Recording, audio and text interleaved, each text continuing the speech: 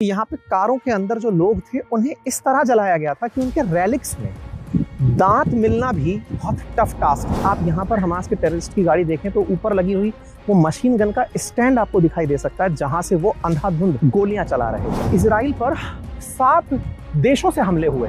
Gaza पट्टी में कम से कम 30 जगह ऐसी थी जहां से हमास के लगभग 3000 आतंकियों ने और 2000 के लगभग सिविलियंस ने बॉर्डर इन्फिल्ट्रेट किया। इस गाड़ी को रख करके उस सिलेंडर से ही उड़ा दिया गया। मैं जब यहाँ के ऑफिशियल से बात कर रहा हूँ तो वो कहते हैं कि हमारे डिफेंस के बड़े फेलियर्स में से एक है। इतना ज्यादा कोई हमास या कोई भी समूह जो है वो यहूदियों से नफरत क्यों कर सकता है। साथियों, जहाँ मैं खड़ा हूँ ना, ये देखने में एक बार के लिए कारों का ढेर लग रहा है। ऐसा लग रहा है कि ये सब कारें कहीं से टूटी फूटी हैं, खरादी की दुकान पर आई हुई हैं, कबाड़ी ने इकट्ठा करके रखा हुआ है। जिस तरह के हालात देख रहे हैं, अब उसके पीछे की कहानी सुनिए। ये जितनी भी गाड़ियां आप पीछे लगी हुई देख रहे हैं, असल मायने में ये सारी वो गाड़ियां हैं जिन्हें 7 अक्टूबर के दिन 2023 में हुए हमले में हमास के आतंकियों ने रास्ते में रोक कर या तो जला दिया था या फिर इन्हें किसी तरह से एमुनेशन के साथ ब्लास्ट कर दिया था। मैं आपको एक तस्वीर यहाँ पे दिखाना चाह रहा हूँ। ये एक एम्बुलेंस है। इस एम्बुलेंस के अंदर ऑक्सीजन का सिलेंडर लगा था और आपको पता होना चाहिए, मतलब थोड़ा सा अगर मैं साइंस बताऊं तो जो ऑक्सीजन सिलेंडर्स होते हैं ये बहुत ज़्यादा एक्सप्लोजिव की तरह काम करते हैं। और एक्सप्लोजिव इसलिए क्योंकि आग को ये बहुत ज़्यादा बढ़ा देते हैं। इस गाड़ी को रख करके उस सिलेंडर से ही उड़ा दिया गया।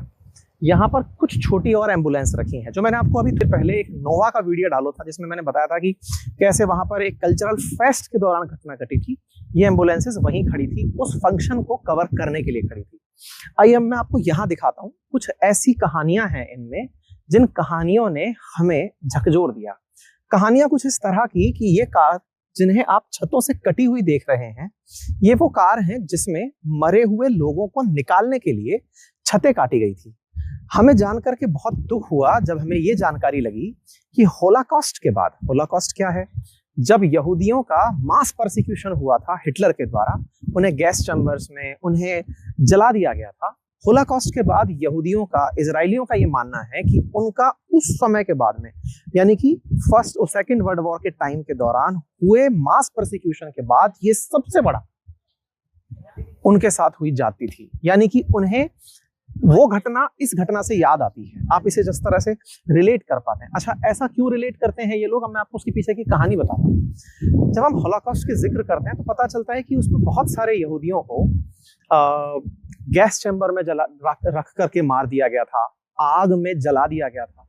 मिलियंस में नंबर है, कहीं 6 मिलियन कोट करते हैं, कहीं 7 मिलियन कोट करते हैं कि इतने सारे यहूदियों को एक साथ मार दिया गया था। जिस तरह से मास ब्यूरियल, मास बरीड वहां हुआ था, वैसा कुछ यहाँ हुआ। जब हमको यहाँ पर लेकर के आया गया, यहाँ पे जो गाइड थे, टूर गाइड, उन्होंने हमें बताया कि यहाँ पे कारों के अंदर जो लोग थे उन्हें इस तरह जलाया गया था कि उनके रेलिक्स में दांत मिलना भी बहुत टफ टास्क था। मतलब इस तरह से उन्हें जला दिया गया था। उन दांतों से डीएनए का पता लगाना, कपड़ों से कुछ पता लगाना बहुत मुश्किल था। कुछ ऐसे किस्से हमें सुनाए गए जिसे सुनकर के वाकई में रूह कांप जाती है। और वो घटना ये थी कि बहुत सी लाशों को पहचाना नहीं जा सका, इसलिए एशेस को, राख को इकट्ठा करके एक कम्युनिटी ग्रेव में जाकर दफना दिया गया। कम्युनल ग्रेव में इस तरह से जो दफनाने की घटना थी, इसे ये लोग याद करते हैं कि ऐसा हमारे साथ पहले कभी इतने 70 साल पहले हुआ था। तो ये इजरायलियों के लिए ना बहुत ज्यादा इमोशनल घटना है जिसने यहाँ पर स्थान लिया हुआ है। आप तस्वीरों के माध्यम से इसे देख सकते हैं। ये जो आपको गाड़ी दिख रही है ना, ये हमास के टेररिस्ट की गाड़ी है।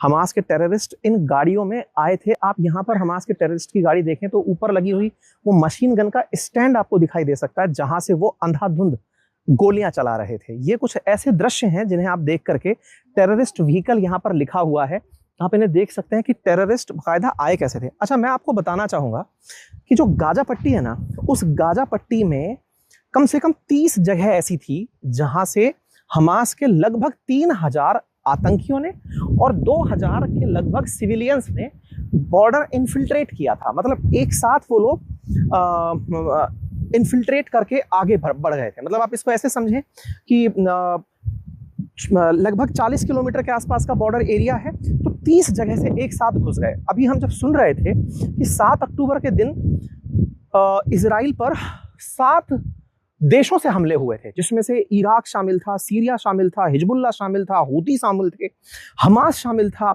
वेस्ट बैंक शामिल था। सब तरफ से अचानक गोलीबारी चलने लगी पूरे इजराइल के अंदर। एक साथ सायरन बजने शुरू हुए, और जब सायरन बजने शुरू हुए तो संख्या पता चली कि लगभग 4000 से ज्यादा मिसाइलें सब तरफ से चल रही थी। और आप जानते हैं कि इजराइल के पास आयरन डोम सिस्टम है, तो वो मिसाइलों को न्यूट्रलाइज कर रहा था। तो ऐसे में जो 4000 से अधिक जो मिसाइलें चल रही थी, उन मिसाइलों की वजह से सब तरफ सायरन बज रहे थे। तो जो लोग थे यहाँ पे, उन लोगों को ये चिंता मतलब उन लोगों को लगने लगा कि हम पर हमला हुआ है और हमारा आयरन डोम उनको न्यूट्रलाइज कर रहा है। क्योंकि इजरायलियों में जब सायरन बजता है तो सायरन बजने के तुरंत बाद उन्हें सिर डाउन करके नीचे बैठना होता है। 10 मिनट के लिए उन्हें मतलब लेट जाना होता है, और उसके बाद उन्हें सेकंड इंस्ट्रक्शन आने तक, कि जैसे सेकंड इंस्ट्रक्शन आएगा अब आप ये कर लीजिए, तब वो उस हिसाब से मूव करते हैं। अब आप जो मेरे साथ में देख रहे हैं, ये उस फंक्शन के दौरान आप देखिए कितनी सारी गाड़ियां यहाँ पर आप देख रहे हैं। ये वो गाड़ियां हैं जो उस फंक्शन में, नोवा फेस्टिवल में, जहां 3000 लोग आए हुए थे, जिन पर लगभग 300 से ज्यादा हमास के आतंकियों ने हमला किया था। उन 300 से ज्यादा आतंकियों ने, कहा जाता है कि एक स्थान पर इतना बड़ा, सबसे बड़ा हमला कंसीडर किया जाता है उसे, जहां पर नंबर बताया जा रहा है कि 400 से ज्यादा यहूदी मारे गए या इजरायली मारे गए, और कम से कम 40 लोगों की कैप्टिविटी, यानी कि यहां से बंधक बना के ले जाया गया।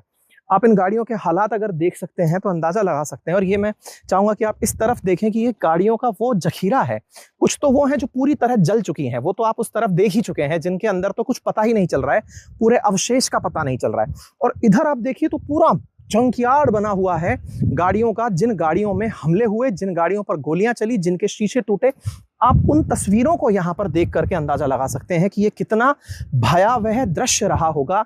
लोग जो इन गाड़ियों में थे, उन्होंने ऐसी कल्पना नहीं की थी। आप में से कुछ लोग इस तरह की जब वीडियो देखते हैं तो एक दिमाग में पहला सोच यही आता है कि सर, इजराइल को तो आदत है ना, ऐसे हमले यहाँ तो होते रहते हैं, इनके सायरन बजते रहते हैं। नहीं, इजरायलियों को आदत नहीं है। इजरायलियों को ये आदत है कि हमारे ऊपर गोले चलते हैं, आयरन डोम से मार के गायब कर देता है।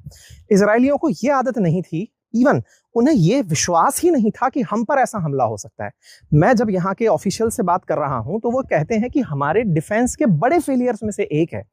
क्या फेलियर? कि हमारे पास ये इंटेलिजेंस क्यों नहीं आई कि हमास इतना बड़ा हमला हम पर प्लान कर रहा है। नंबर दूसरा, जहां जहां हमले हुए, जैसे हम लोग अभी नोवा फेस्टिवल वाली जगह पर थे, जहां 400 लोगों के मारे जाने की और 50 लोगों को अपहरण करके ले जाने की खबर थी, हमने वहां पर एक बात सुनी, और वो ये थी कि घटना सुबह 6:30 घटी है और सेना को पहुंचते पहुंचते दोपहर के 2 बज गए। तो ऐसे में इतना ज्यादा जो मिसकम्युनिकेशन था, सेम लाइक किबुत्ज, जिस शहर में हम गए थे, वहां पर भी हमें जानकारी मिली कि सेना को पहुंचने में 6 घंटे का समय लगा था। इसका मतलब 2 जगह पर बिग फेलियर था। अब आपको, हमने जब ऑफिशियल से पूछा कि ये फेलियर था तो आप लोग इसे कैसे डिफाइन करते हैं, तो उनका कहना था कि हम पर 7 तरफ से हमले हो रहे थे। 7 तरफ से हमलों में हमें जहां जहां से कॉल आ रहा था कि आ जाओ, हमारे ऊपर हमला हुआ है, और हम लोग जब वहां पहुंचने निकल रहे थे, तो जब हम वहां पहुंचने निकल रहे थे, हमें फिर सूचना मिल रही थी कि यहां भी हमला हुआ है। तो सोचिए कि 30 जगह से अगर बॉर्डर इन्फिल्ट्रेट कर दिया गया हो, 30 जगह से अगर 3000 आतंकी और 2000 सिविलियंस बस इसलिए कि इन्हें मिटाना है और वो अंदर घुस गए हों, तो आप विचार कर सकते हैं कि फोर्सेस के लिए, क्योंकि कुल मिलाकर एक देश जिसकी आबादी 1 करोड़ है, जिसमें 20% जो है वो अरेबिक्स हैं या फिर कहिए कि इस्लाम को मानने वाले लोग हों, वहां पर इस तरह की घटना होना, हर आदमी का सेना में होना संभव भी नहीं है। एक जो मुझे बहुत सरप्राइजिंग फैक्ट पता चला, जो मैं आपसे साझा करना चाहूंगा, और वो लिटरली, मतलब इस बात को सुन करके, अच्छा, जब हम लोग यहाँ आए तो एक प्रश्न मन में और आया कि यार, इतना ज्यादा कोई हमास या कोई भी समूह जो है वो यहूदियों से नफरत क्यों कर सकता है। अब आप में से कुछ लोग हो सकता है ये वाली बात कहें कि सर, इनका तो पूरा पुराना इतिहास चला आ रहा है, पुराने इतिहास में कभी फिलिस्तीन हुआ करता था, इजराइल ने वो जगह ले ली, इस वजह से इनके यहाँ पर ये मेजर कन्फ्लिक्ट रहा होगा। मैं आपको यहाँ पर एक फैक्ट ऐड करता हूँ जो मुझे जानकारी मिली और मुझे काफी सरप्राइजिंग वो फैक्ट लगा। याह्या सिनवार का एक वीडियो था और उस वीडियो के अंदर एक बात मेंशन हुई जिसमें ये कहा गया, इवन मतलब उसके फुटेज भी हम आपके साथ साझा करने का प्रयास करेंगे, जिसमें एक पत्रकार सिनवार से पूछ रहे हैं कि आपसे इजराइल वालों ने $15 बिलियन की बात की है, क्या $15 बिलियन ले लो और इस युद्ध को रोक दो, या फिर ये जो आप कर रहे हो इसे रोक दो और गाजा पट्टी में डेवलपमेंट करो। तो याह्या सिनवार कहते हैं कि हाँ, मुझे $15 बिलियन का ऑफर तो आया है, लेकिन फिर हम इजराइल पे हमले नहीं कर पाएंगे। मतलब आप विचार कीजिए कि जब उन्हें विकास का अवसर दिया गया, इजराइल की तरफ से, तो उन्होंने विकास की जगह हमले करने को प्रेफर किया। और दूसरा जो अभी एक बहुत बड़ी बात मुझे पता चली, मैं आपको उसको साझा करना चाहूंगा कि आपको याद होगा हिटलर के अंदर जो नफरत थी यहूदियों के खिलाफ, जिसके चलते होलोकॉस्ट जैसी घटना घटी, उसके बारे में एक लाइन कही जाती है और वो कहा जाता है कि हिटलर ने अपनी ब्रीड को उच्च ब्रीड बताने के लिए कि हम तो भाई बेहतरीन ब्रीड ऑफ वर्ल्ड हैं, ये बताने के लिए एक नैरेटिव वॉर छेड़ा था जर्मन्स में खुद की किस्म को लेकर। आपको याद होगा ना, सर्वाइवल ऑफ फिटेस्ट करके डार्विन का एक सिद्धांत आया था, जिसमें कहा गया था कि जो सबसे बेस्ट है वही जिएगा। तो जर्मन्स ने अपने अंदर यह मानसिकता बिठा ली थी कि हम सबसे बेस्ट हैं और हमें ही सरवाइव करने का अधिकार है, और इसी के चलते उन्होंने यहूदियों का बड़े स्तर पर मास स्केल पर मर्डर किया। जहां जहां थे उन्हें ढूंढ ढूंढ कर लाया गया, उनके साथ अत्याचार किए, तमाम वो घटनाएं थी जो हुई। अब उस हिटलर ने अपनी मान्यता को प्रसारित करने के लिए एक किताब लिखी।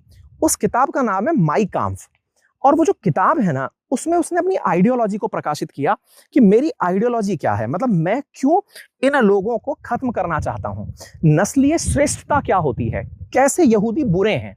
तो इजराइल के अंदर, अच्छा इस बात में थोड़ा सा मैं ऐतिहासिक पक्ष भी ऐड कर देता हूं सो दैट आप मतलब इतिहास से भी अवगत हो जाएं। और वो पक्ष ये है कि जब जब हम ये इतिहास में ढूंढते हैं कि प्रथम विश्व युद्ध से द्वितीय विश्व युद्ध के बीच में, अभी अगर आपने पीछे से साउंड सुना हो तो ये साउंड बॉम्ब चलने के हैं जो इस समय गाजा पट्टी के अंदर चल रहे हैं। गाजा पट्टी में जहां जहां हमास पर कार्रवाइयां हो रही हैं उसके हैं। एनीवे, तो माई काम्फ नाम से जो पुस्तक है जिसमें उन्होंने नस्लीय श्रेष्ठता की बात की, प्रथम विश्व युद्ध के दौरान एक घटना थी, और वो घटना ये थी कि प्रथम विश्व युद्ध में जिस तरह से इजराइल के या कहिए यहूदी जो जर्मनी में रहते थे, उनके साथ में जर्मन्स ने जो नफरत पैदा की, उस नफरत का परिणाम ये निकला कि आगे चल के सेकेंड वर्ल्ड वॉर में उसे हारने का कारण माना गया कि प्रथम विश्व युद्ध जर्मन से हारे ही इसलिए क्योंकि यहूदी उनके साथ नहीं थे।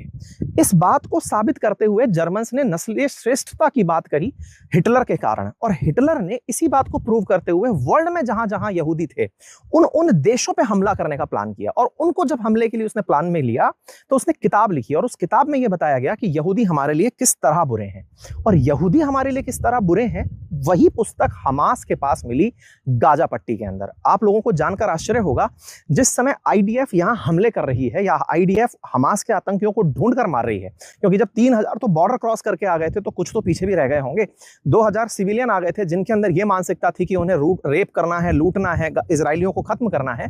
तो इनके जब अंदर गाजा में जाया गया तो देखा गया कि हिटलर के द्वारा लिखी वो पुस्तक उनकी नोबल किताब है जिसे वो पढ़ रहे हैं। मतलब नस्लीय जो हिंसा का भाव है वो गाजा पट्टी के अंदर हिटलर के दौर का चला आ रहा है। मतलब ये लोग बिल्कुल वैसा ही चाहते थे जैसा हिटलर जर्मनी के अंदर रहते हुए चाहता था। तो यही जानकारी मैं आप लोगों के साथ साझा किया। उम्मीद है कि आप लोगों को यह जानकारी कुछ इतिहास के नजरिए से और कुछ इजराइल के नजरिए से समझ में आई होगी। लेकिन हाँ, एक आपके दिमाग में प्रश्न हमेशा रहेगा, और वो ये कि सर उनका पक्ष जो कि कहते हैं कि हमारा ये क्षेत्र है, हमारा वो क्षेत्र है, उनका पक्ष आप कैसे रखेंगे और क्या बात होगी। इतिहास की दृष्टि से भारत का हमेशा 2 नेशन थ्योरी में बिलीव रहा है। भारत फिलिस्तीन और इजराइल के को एग्जिस्टेंस की बात करता है। भारत चाहता है कि हम दोनों ही देशों को यूएन का मेंबर बनते हुए देखें। तो फिलहाल के लिए भारत सरकार की जो चाहत है वो यूएन के अंदर वो अप्लाई होती है। वर्ल्ड के बहुत सारे देश अगर ऐसा चाहते हैं तो देखना होगा। ये अपने आप में बड़ा इंटरेस्टिंग होगा क्योंकि ये बड़ा ही कॉम्प्लिकेटेड इशू है जो मैंने आके ग्राउंड पर देखा। Thank you so much.